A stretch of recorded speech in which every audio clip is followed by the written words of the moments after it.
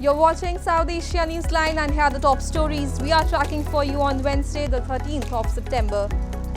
Doing the right thing, Putin praises PM Modi's Make in India initiative.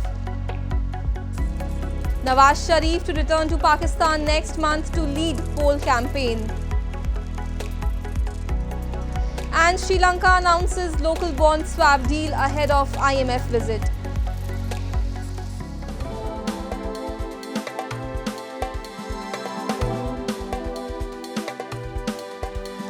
And now for all the details. While addressing the plenary session of the 8th Eastern Economic Forum on Monday, Russia's President Vladimir Putin heaped praise on Indian Prime Minister Narendra Modi for promoting indigenously developed products through the Make in India initiative. The campaign, which seeks to promote manufacturing in the country, has been a cornerstone of Modi's political campaign since 2014. Highlighting the importance of using domestically produced products, Putin said that Russia must learn from its partners like India, as they are mostly focusing on production and use of the cars and vessels under the leadership of Modi. India considers Russia a time-tested ally from the Cold War era, with key cooperation in defense, oil, nuclear energy and space exploration. India has so far avoided voting against Russia or criticizing Putin since the invasion of Ukraine began in 2022.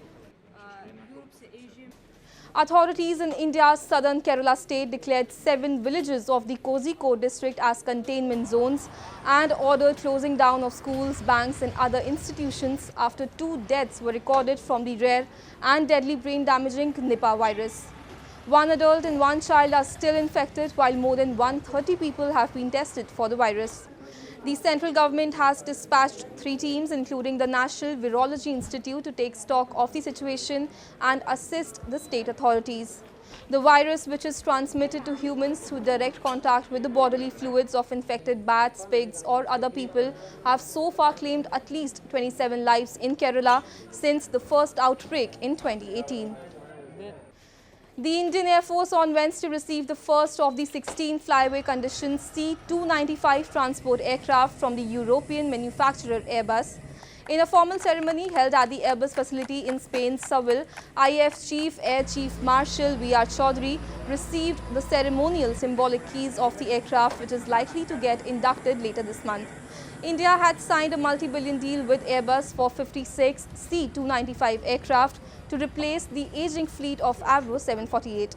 As per the deal, 16 aircraft will be procured in a flyaway condition, while 40 will be manufactured in India in a joint venture by Tata and Airbus at a manufacturing unit in Vadodara.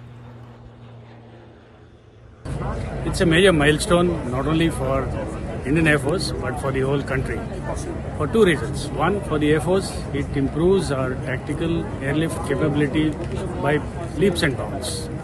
For the nation, it marks the beginning of a new era for Atmanirbhar Bharat, wherein, as you are aware, after the first 16 aircraft roll out from this plant, the 17th aircraft onwards will be made in India. And for the Indian aviation industry, it's a big step. Pakistan's former Prime Minister Shehbaz Sharif on Tuesday confirmed the PML-N party supremo and his brother Nawaz Sharif is all set to return to Pakistan in October end. This comes ahead of the upcoming elections in Pakistan after the National Assembly was dissolved last month.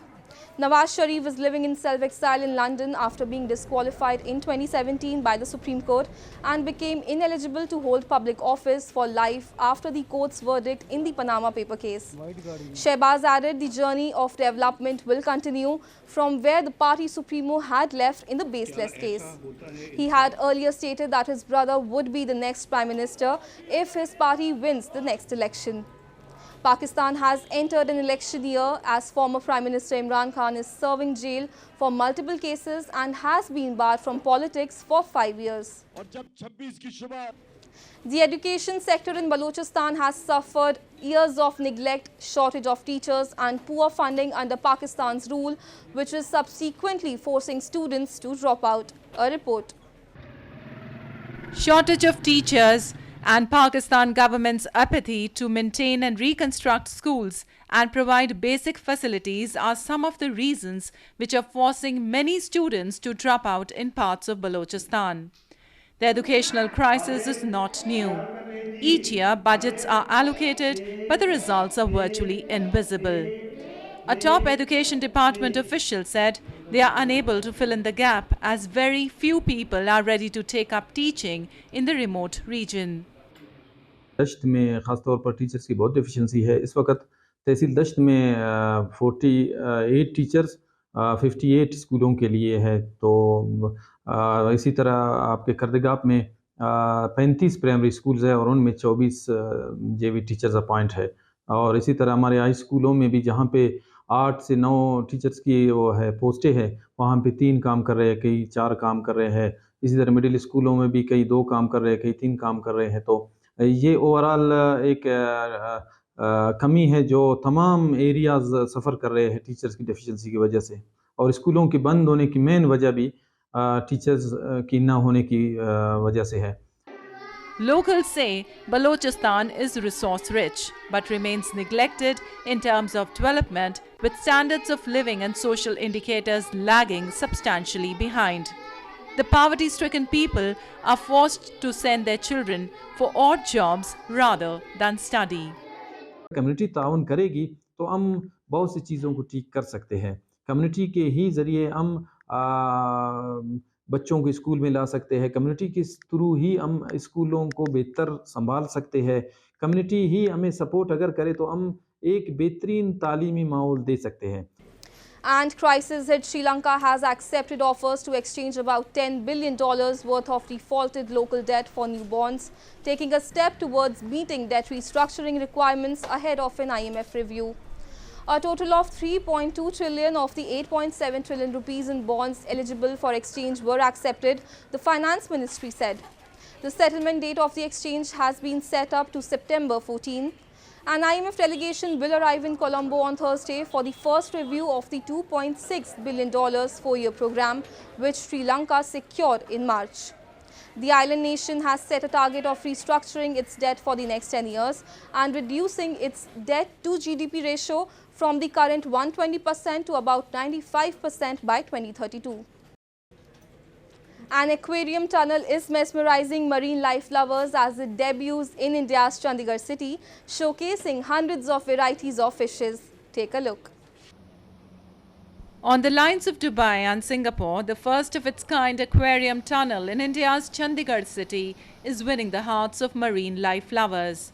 More than 250 species of fishes, with some rare types, have been brought to the aquarium tunnel, which is being thronged by locals in large numbers since its opening at the SeaWorld Carnival in Sector 34 exhibition ground. Total हमारे पास यहाँ पर इस time 2.25 lakh मछलियाँ हैं, जिसमें हम 75 aquarium हैं different तरह के। और ये जितनी भी ये हमारे पास इंडिया की सबसे बड़ी लार्जेस्ट टनल है, 180 feet. People, especially young visitors, were in awe as they learned about fishes like tetravido, redcap, color glass and more. बहुत सारी फिशेस हैं नई तरह की, हमें खुद भी नहीं इतनी फिशेस की वैरायटीज़ पता थी।